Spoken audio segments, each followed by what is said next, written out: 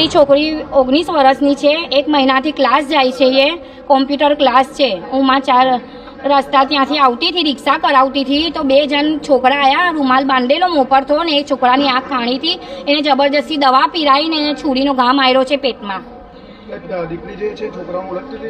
નહીં, રૂમાલ બાંધેલો છે એના મોપે. ક્લાસમાં નહીં, કોઈ નથી. નહીં, ત્યાં રિક્ષા કરાવતી હતી,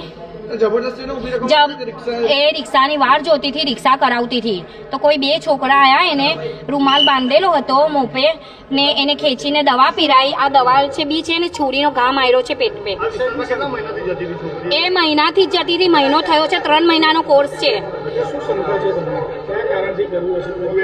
એ તો હવે અમને નહીં ખબર સાકા.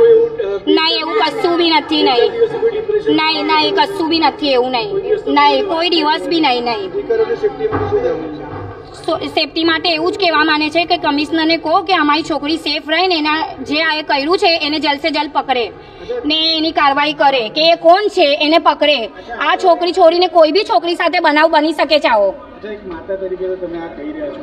હા, એક માતા તરીકે તમે એ પણ માનો છો કે એવી રીતની વાતો હોય તો દીકરીએ મા જોડે શેર કરવી જોઈએ. બધી જ વાત શેર કરે છે છોકરી અમારી. અનુમત કરશો કે આવી રીતે કોઈ બનાવ બને? નહીં, એ તો અમને નહીં.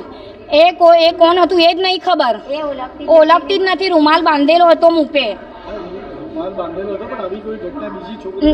ના થાય હા, એના માથે સરને કહો.